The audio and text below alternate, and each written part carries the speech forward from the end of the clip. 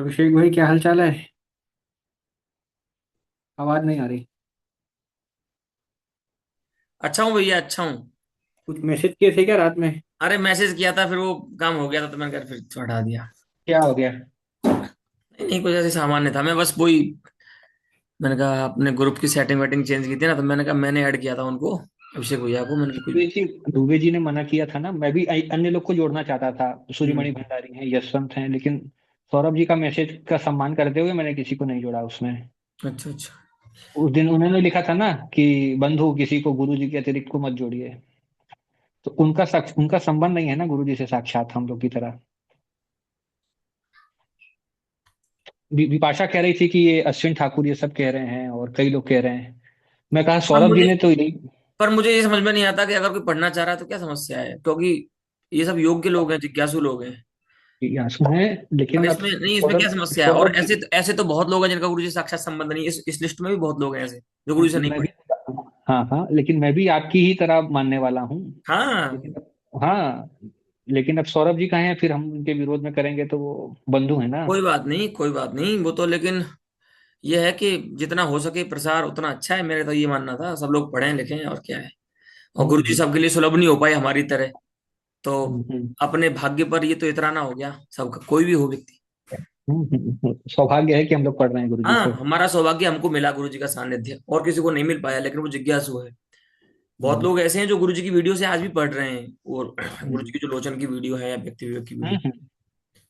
तो ये तो मुझे हम लोगों लगता है ने कि मिलकर ये अच्छा उपक्रम किए हैं गुरु जी के हम्म। साथ कि ये मतलब कालांतर में बहुत उपयोगी होगा ये वेदांत हाँ ये सब। बिल्कुल बिल्कुल बिल्कुल। खैर, क्योंकि इसमें प्रश्नोत्तर ऐसे तो भी। ये है कि और भी यूट्यूब से भी लोगों को पढ़ने को मिल ही जाएगा। लेकिन ये रहता है हम्म, व्यक्ति को कि एक बार गुरु जी के साथ, मतलब गुरु जी से साक्षात हाँ। पढ़ लिए लाइव, तो एक वो प्रसन्नता होती हम्म, है। और हमारा तो कुछ खर्च नहीं हो रहा है किसी को ये प्रसन्नता देने में। गुरु जी प्रणाम। गुरु जी प्रणाम। हाँ, प्रणाम गुरु जी। म्यूट है गुरु जी, आपका म्यूट है।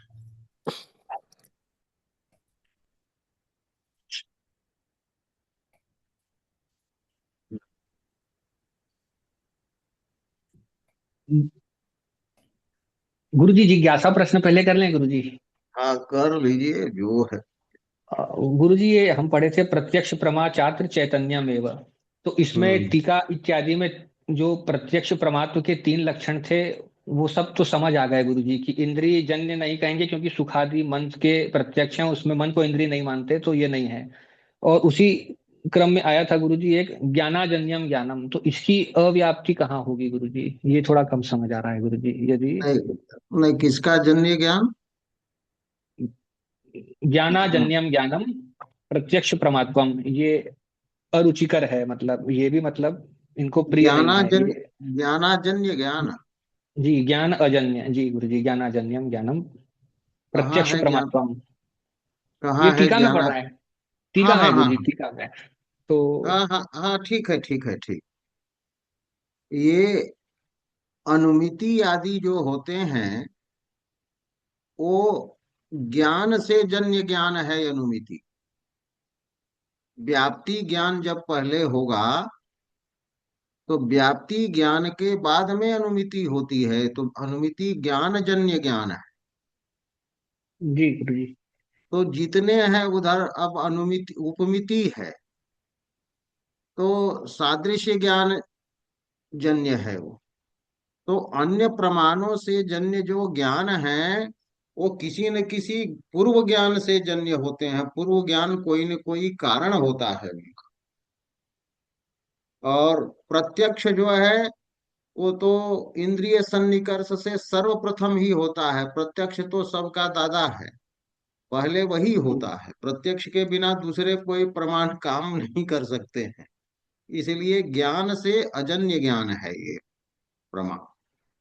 इसमें गुरु जी अरुचि है ग्रंथकार को, मतलब ये इन सब को प्रत्यक्ष प्रमाण तो नहीं, प्रत्यक्ष ये नहीं मान रहे हैं गुरु जी। प्रत्यक्ष प्रमाण ये अपना सिद्धांत इनका है कि चैतन्य में वो चैतन्य को ही ये जो है मान रहे हैं इनका सिद्धांत। तो उसमें तीन दोष गुरु जी टीका में थे कि प्रत्यक्ष प्रमात्व का लक्षण इंद्रिय जन्य ज्ञान में ग्रंथकार को आपत्ति ये हो सकती है कि इंद्रिय जन्य जो है, जो सुख दुख है वो उसमें अव्याप्ति है क्योंकि वो मन इंद्रिय नहीं है इनके मन में, तो उसको वो काट दिए गुरु जी। वो पूर्व लक्षण नहीं संगत है, उसी क्रम में आगे दूसरे क्रम में कहे थे ज्ञानाजन्यम ज्ञानम, ये भी जो है ये प्रत्यक्ष प्रमात्व का ठीक लक्षण नहीं है। ये सब हिंदी में स्पष्ट नहीं किए हैं गुरु जी ज्यादा, ये मुसलगांव नहीं ये वर्कर जी वाले। नहीं ये पंक्ति कहाँ से ले रहे हैं आप? ये टीका है गुरु जी, 23 नंबर पन्ना है। अभिषेक यदि आप स्क्रीन शेयर कर सकेंगे तो 23 नंबर पन्ना, इस हम किताब जिसको आप दर्शाते हैं अभिषेक। मैं होस्ट, इसका को होस्ट नहीं बनाया है, तो शायद स्क्रीन शेयर करने में मुझे भी अच्छा समस्या है। ठीक है, ठीक ठीक। और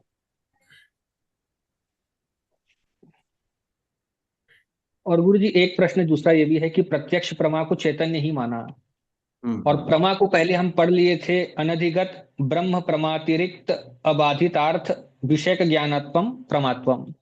ये मतलब हम्म। परिष्कृत लक्षण हो गया था गुरु जी।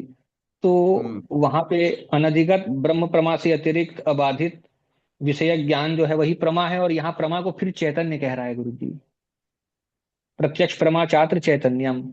तो चाहे मैंने नैया इनके मत में ज्ञान जो है सो चैतन्य ही होता है।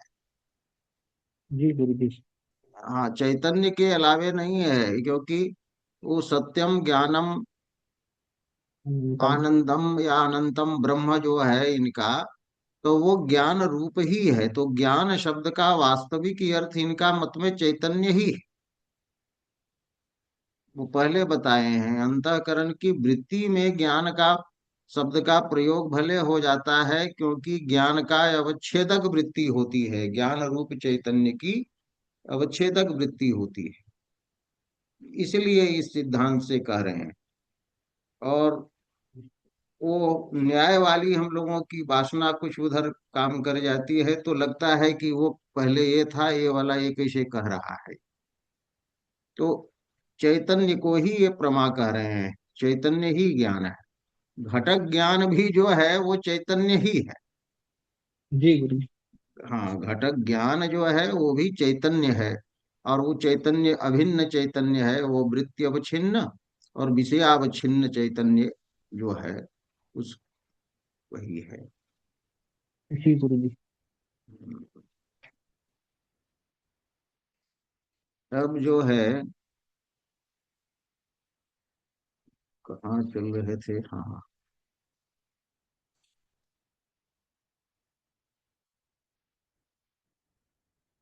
हाँ, तो ये बात हो गई थी कि ये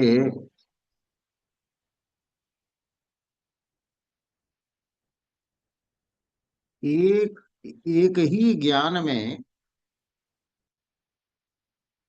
अंश भेद से प्रत्यक्षत्व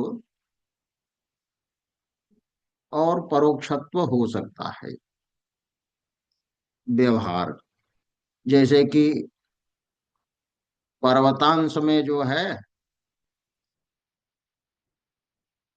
पर्वतांश को लेकर प्रत्यक्ष का व्यवहार होगा चैतन्य में, और वहनी अंश को लेकर के परोक्ष परोक्ष का व्यवहार होगा, परोक्षत्व होगा। तो अंश भेद से चैतन्य रूप ज्ञान में प्रत्यक्षत्व भी हो सकता है और परोक्षत्व भी हो सकता है। ठीक इसी प्रकार से अंश भेद से, हाँ, एक ही ज्ञान में, चैतन्य रूप एक ही ज्ञान में शाब्दत्व भी हो सकता है और प्रत्यक्षत्व भी हो सकता है। ये हो गया था कल, ये योग न्याय मतेतु करके निरुक्त लक्षणस्य अभावात करके।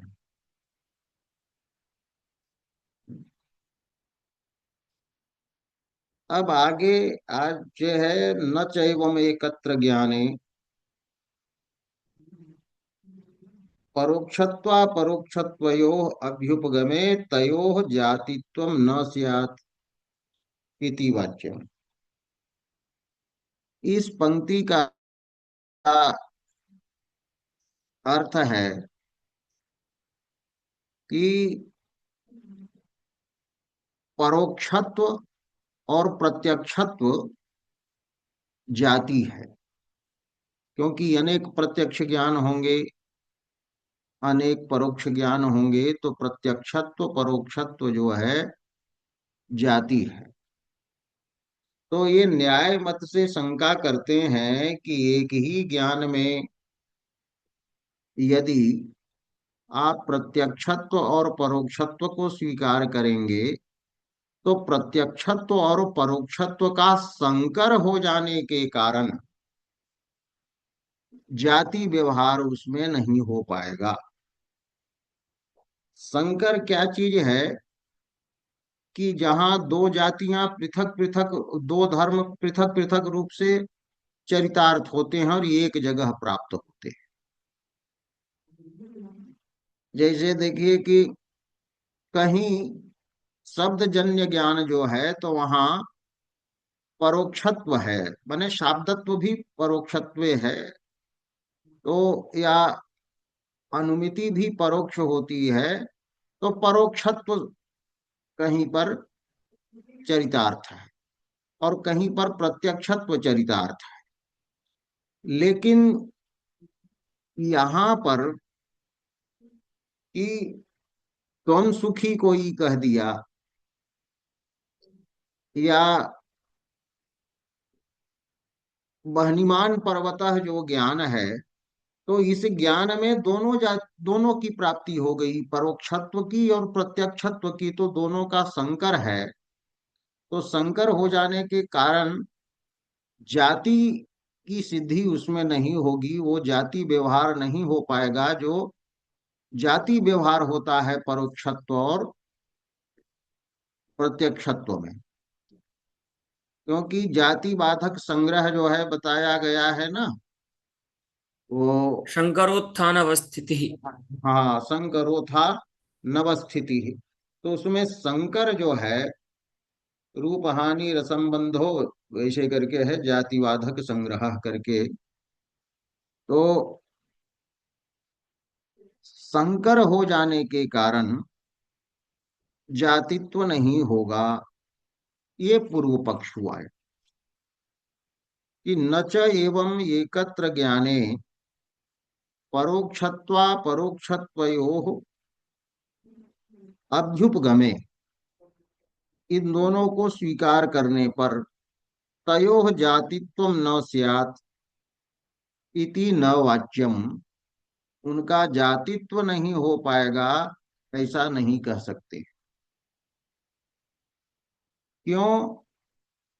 तो है इष्टत्वात् कि ये इष्ट ही है, हमें इष्ट ही है कि परोक्षत्व प्रत्यक्षत्व जो है उनमें जाति व्यवहार की न सिद्धि होती हो तो मत हो। तो कहते हैं क्यों कि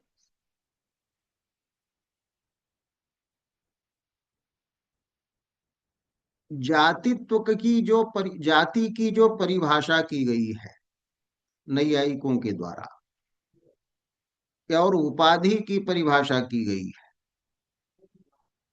तो ये परिभाषा सभी प्रमाण से सिद्ध नहीं है।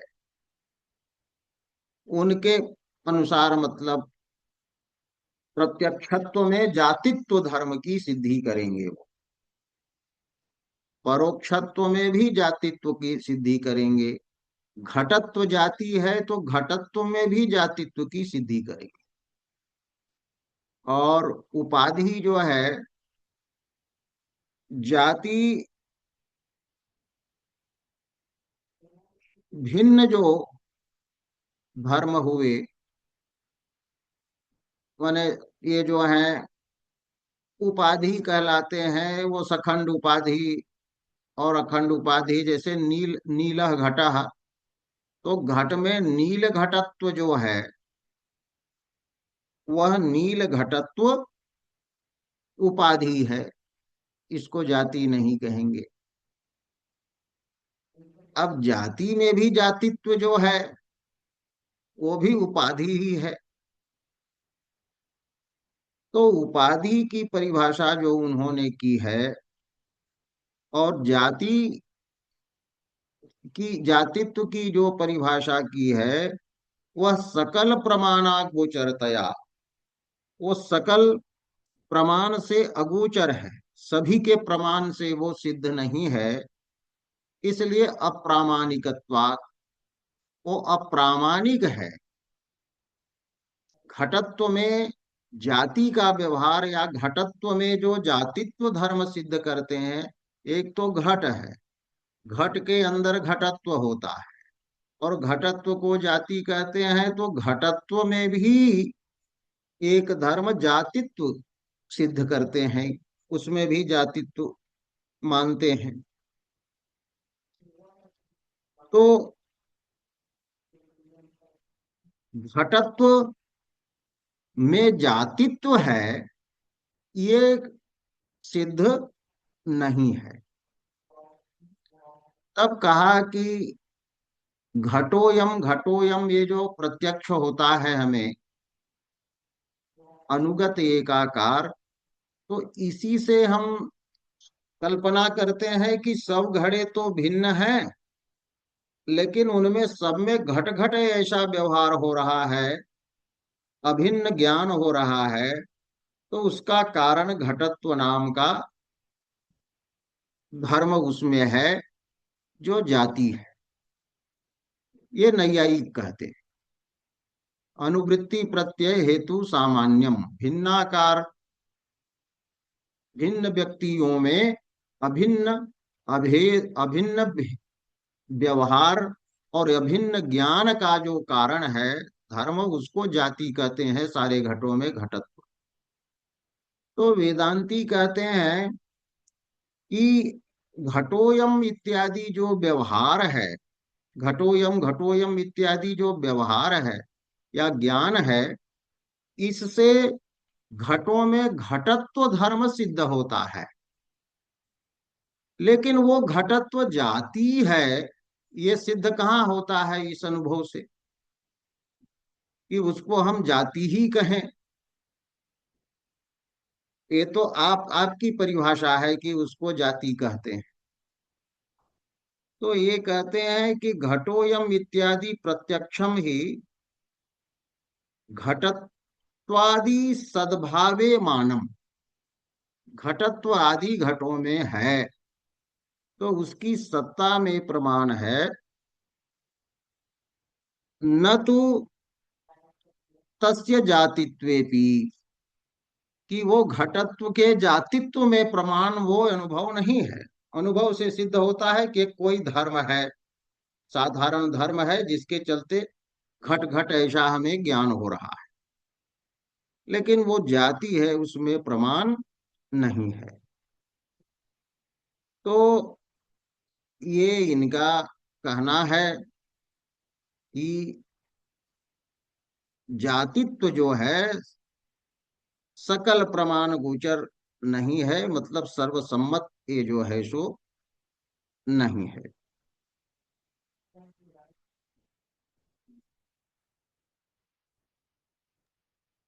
गुरुजी, उसी प्रकार सकल है, प्रमाण अगोचर, सकल प्रमाण अगोचरता की मतलब इसका माने क्या मतलब?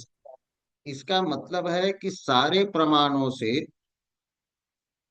जो जो प्रमाण हैं, तो उन सभी प्रमाणों से सिद्ध नहीं है उसकी जातिता, कि वो जाति है।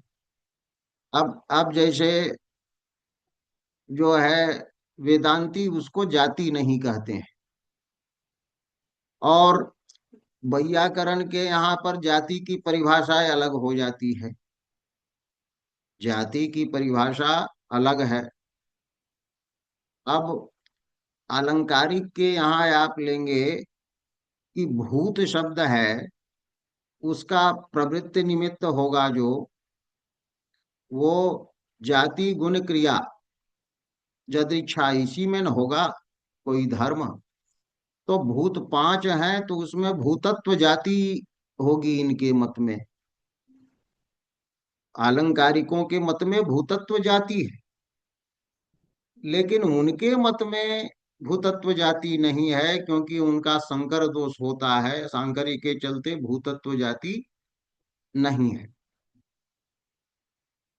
तो सकल प्रमाण कहने का मतलब हुआ कि सारे शास्त्र के द्वारा ये जो है सिद्ध नहीं है।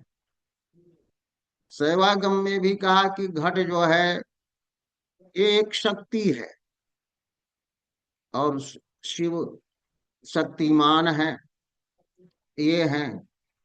और आगे बात आएगी कि कि, कि जो है घट घटत्व में समवाय की भी सिद्धि नहीं होती है, क्योंकि आगे आ रहा है वो समवाय का खंडन पर किए हैं कि समवाय का ही खंडन कर देंगे कि जो आप लक्षण किए हैं जाति का, नित्यम एकम अनेकानुगतम सामान्यम, या एक नित्यत्वे सति सत्य सती एकत्वे अनेक सति अनेक एक समवेतत्वम। समवेत। तो अनेक समवेतत्व जो है वो समवाय ही नहीं। तो इसीलिए सकल शब्द दिया, ये नहीं कहा प्रमाणागोचरतया। इनके प्रमाण के अनुसार तो, न्याय के प्रमाण के अनुसार तो वो भी गोचर है ही कि घटत्वादि में जातित्व है। तो ये ऐसा एक है। तो देखिए, जातित्व रूप साध्य की प्रसिद्धि नहीं है।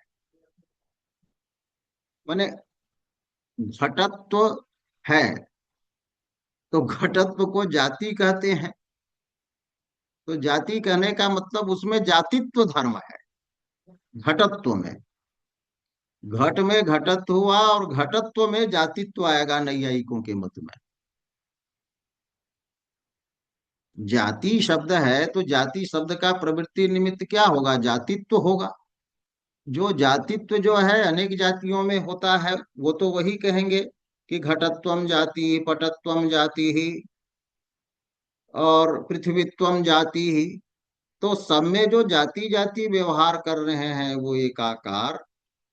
तो इससे पता चलता है कि सारी जातियों में जातित्व है। तो जातित्व है, ये नैयायिक कहते हैं।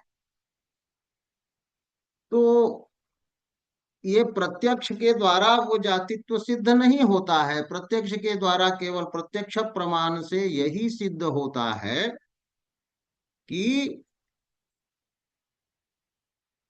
घटों में घटत्व है। अयम घटः ये व्यवहार से ये बात सिद्ध होती है कि उसमें घटत्व नाम का धर्म है।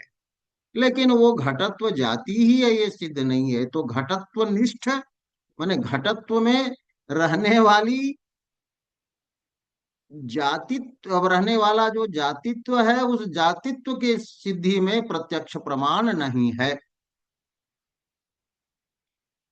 तब कहा कि प्रत्यक्ष प्रमाण न हो, अनुमान प्रमाण से हम सिद्ध उसको करेंगे कि जातित्व जो है वो अनुमान प्रमाण से सिद्ध होगा। कैसे अनुमान करेंगे? कि घटत्वादिकम जाति ही, घटत्वादि जो है आदि से हटा दें, एक ही ले लें, घटत्वम जाति ही। क्यों?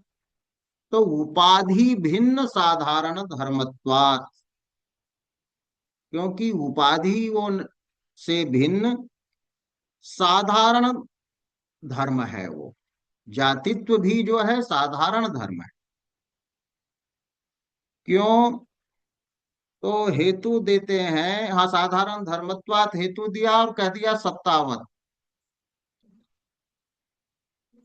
जैसे कि सत्ता जो है वो साधारण धर्म है,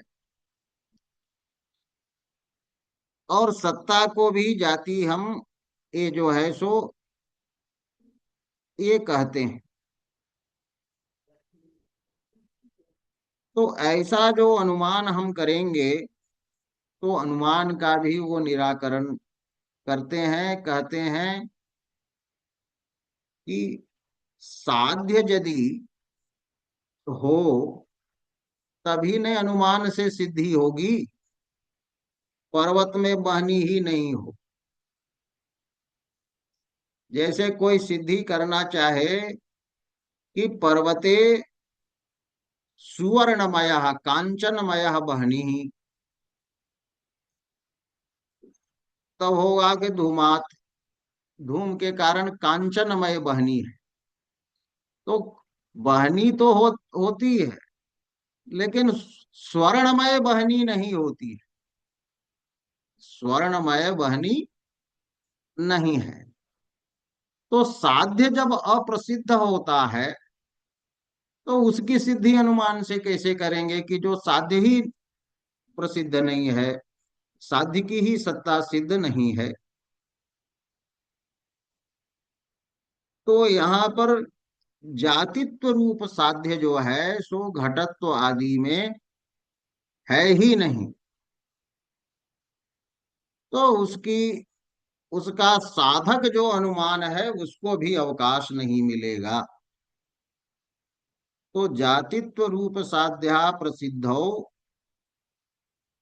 तत्साधकानुमानस्यापि अनवकाशात, उसका साधक जो अनुमान है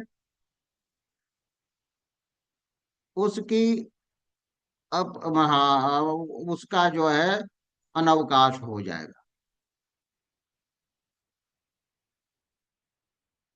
तब कहा कि नहीं, ऐसा जब हम करेंगे कि हमने परिभाषा बनाया है कि जो है जाति का लक्षण है जो जिसमें नित्यत्व हो, समवेतत्व हो, अनेक समवेतत्व हो, तो वो जाति है। नित्यत्व, समवेतत्व, घटित जो जातित्व है, जो नित्य होते हुए समवाय संबंध से घट में रहती है। समवाय, हाँ मैंने नहीं नहीं, नित्यत्व और समवेतत्व से घटित होती है जाति। जाति की परिभाषा ही है कि या नित्या समवेता च, माने अनेक में समवाय संबंध से जो रहती है। तो जाति वैसी है, तो जाति में फिर जातित्व होगा तो वो भी वही होगा। नित्यत्व, समवेतत्व, घटित जातित्व जो है होता है, वह जातित्व घटत्वादो प्रसिद्धे है। घटत्व आदि में इस प्रकार का जातित्व होता नहीं है। कहा क्यों? तो पहला बताया कि जातित्व के घटक हैं नित्यत्व और समवेतत्व। तो नित्यत्व जो है इसका खंडन हो जाता है वेदांत मत में, क्योंकि नित्य तो कोई पदार्थ इनके मत में है ही नहीं ब्रह्म के अतिरिक्त। और समवाय जो है उसकी सिद्धि नहीं होती है। तो यही कहे पहला कि समवाया सिद्ध्या, समवाय की असिद्धि होने के कारण समवेतत्व नहीं रहेगा जाति में। जात और ब्रह्म भिन्न निखिल प्रपंचस्य अनित्यतया, ब्रह्म से अतिरिक्त जितने प्रपंच हैं उन प्रपंचों के अनित्य होने से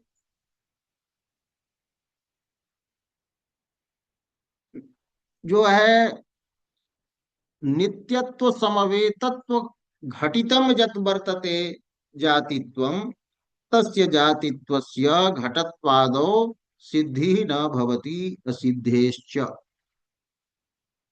तो समवाय की असिद्धि क्यों नहीं? समवाय है, समवाय तो न्याय दर्शन वाले जो हैं मानते ही हैं। तो ये कहते हैं न्याय वाले कि समवाय की सिद्धि इस प्रकार होती है कि जैसे कोई कहा रूपी घटा, रूपवान घटा, तो यहाँ पर रूपवान घटा ये जो ज्ञान है, इस ज्ञान, यह ज्ञान किस संबंध का अवगाहन करेगा, विषय बनाएगा? तो संयोग यहाँ नहीं हो पाता है, रूप का संयोग नहीं है घट के साथ, क्योंकि अयुत सिद्ध दोनों हैं। तो अयुत सिद्ध होने के कारण माने अलग अलग सिद्ध नहीं है, रूप रहित घट नहीं हो सकता। तो समवाय ही यहाँ जो माने संबंध हम मानते हैं, संयोग जो है सो नहीं मानते हैं, वो कहते हैं नैयायिक। तो इस पर ये इनका कहना है कि देखिए जी, गुण गुणी अलग है। आपके मत में गुण भी अलग है और गुणी भी अलग है, अवयव भी अलग है, अवयवी भी अलग है। तो इनको यदि इसमें इनमें अत्यंत भेद मानेंगे, तो अत्यंत भेद मानने पर उनका जो संबंध है परस्पर, उस संबंध में भी भेद हो जाएगा आपका। समवाय संबंध भी अनेक प्रकार का हो जाएगा, संबंध का ये जो है सो भेद होगा। और दूसरी बात कि गुण और गुणी में जो समवाय है, वो समवाय किस संबंध से रहता है? रूप और घट है, रूप गुण है, घट है द्रव्य। तो समवाय को भी तो चाहिए ना कि जब रहेगा उसके अंदर तभी ना वो संबंध वही है जो होता है, दुष्ट होता है उसमें। संबंध जो है दोनों को पकड़े हुए होता है, तो वो समवाय आपका किस संबंध से रहता है? तो कहते हैं वो भी समवाय से रहता है, तो अनवस्था दोष हो जाएगी आपके मत में। तो स्वरूप संबंध है, स्वरूप से रहेगा कि जो है तंतु, जो है तंतु में घट का, घट स्वरूप संबंध से रहता है, ये होता है। और समवाय जो है वो एक है कि अनेक है, ये भेद हो जाएगा। अनेक मानेंगे तो कहते हैं अपसिद्धांत तो हो जाएगा आपका। और जो है एक समवाय को मानेंगे आप कि समवाय सबका एक होता है, रूप का समवाय, जो है रस का समवाय, इतना समवाय है, पदार्थों का समवाय एक ही है यदि आप मान लें। तो समवाय जब एक है, तो समवाय के एक होने के कारण रूपवान वायु ऐसा भी प्रत्यक्ष होना चाहिए कि वायु जो है वो वो समवाय तो एक है, रूप भले भिन्न है लेकिन समवाय तो वहां पर है। तो कहने का मतलब है ये बहुत मतलब इसमें दार्शनिकता में घुस करके समवाय का जो है सो खंडन किया गया है, और वो टीका में एक अलग ही विचार है। तो इस पर तो बहुत समय उसमें एक एक मतलब दो तीन इसी में लगाया जा सकता है, तो एक एक वाक्य करके ये होगा कि समवाय के स्वीकार करने में माने अनवस्था दोष है। और समवाय को यदि अलग मानेंगे तो रूप भी अलग हुआ, समवाय भी अलग हुआ, और जो है ये घट भी अलग हुआ। तीनों को जब अलग अलग मान लीजिएगा तो समानाधिकरण्य कैसे होगा? तो ऐसे हो गया रूपम समवायः घटः जैसे हो जाता है। दंडी पुरुषः कहते हैं तो इसमें समानाधिकरण्य बन जाता है, क्योंकि दंड का संयोग संबंध उनसे मानते हैं और ये कर लेते हैं। तो ठीक उसी प्रकार से संयोग संबंध का भी समवाय नहीं है। संयोग भी दंड और पुरुष में जो रहता है वह भी स्वरूप से ही रहता होगा, संयोग संयोग से रहेगा उसमें। तो संयोग को समवाय संबंध से न मानते हैं कि दंड और पुरुष में जो संयोग है वो संयोग गुण है, तो वो गुण गुणी में समवाय से ही रहता है। जी गुरु जी। तो कहने का मतलब है कि समवाय की अप्रसिद्धि है, समवाय नहीं है। और ब्रह्म भिन्न सारे जो प्रपंच हैं, तो वो सारे प्रपंच जो हैं अनित्य हैं, इसलिए जाति की नित्यता भी यहाँ पर नहीं है। तो घटत्व की सत्ता में घटत्व की सत्ता जो है सो घटों में प्रत्यक्ष प्रमाण से सिद्ध होती है, लेकिन जातित्व नहीं सिद्ध होता है उसमें। और जाति रूप साध्य अप्रसिद्ध है, इसलिए अनुमान भी वहां पर नहीं हो सकता। और जाति लक्षण घटित, जाति लक्षण जो है, जातित्व जो है, नित्यत्व समवेतत्व आदि जो है उनमें नित्यत्व समवेतत्व की असिद्धि हो जाने के कारण भी जातित्व की सिद्धि नहीं होती। उसी प्रकार उपाधित्व की भी सिद्धि नहीं होती कि नील घटत्व धर्म की सिद्धि होती है। नील घटत्व धर्म उपाधि है, इसमें उपाधित्व की सिद्धि में प्रत्यक्ष प्रमाण ये नहीं बताता है कि नीला घटा, तो उसमें नील घटत्व जो है सो ये उपाधि है, सो नहीं बताता। सीधे होता है इस प्रत्यक्ष प्रमाण से कि नील घट में नील घटत्व धर्म है। तो गुरु जी वेदांती फिर इस प्रकार के धर्मों में क्या व्यवहार करते हैं? क्योंकि ज्ञान तो, ज्ञान जनक शब्द प्रयोग तो व्यवहार तो करना ही होगा ना, तो ये नहीं, उपाधि रूप धर्मों में अथवा ना ना, ये धर्म है। बस धर्म धर्म बोलते है। हैं? हाँ हाँ, धर्म ही है ये सब, विविध प्रकार के धर्म है। तो उसमें धर्मत्व का ज्ञान अच्छा रह रहा है, क्या? धर्मत्व का ज्ञान तो हो ही जाएगा। हाँ हाँ, वो उसमें है, साधारण है वो हाँ ठीक। प्रत्यक्ष से तो ऐसे ही व्यवहार दशा में ही करते हैं। जाति उपाधि आदि व्यवहार नहीं हाँ करते, क्योंकि जातित्व उपाधित्व की उपलब्धि नहीं होती है हाँ हाँ इस हाँ, प्रमाण से। उपलब्धि में। हाँ ठीक। हाँ, यही। हाँ, बस यही बात है और क्या।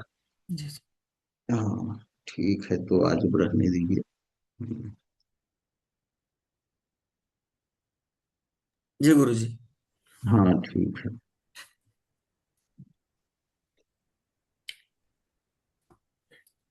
राम गुरु जी। प्रणाम गुरु जी। प्रणाम गुरु जी।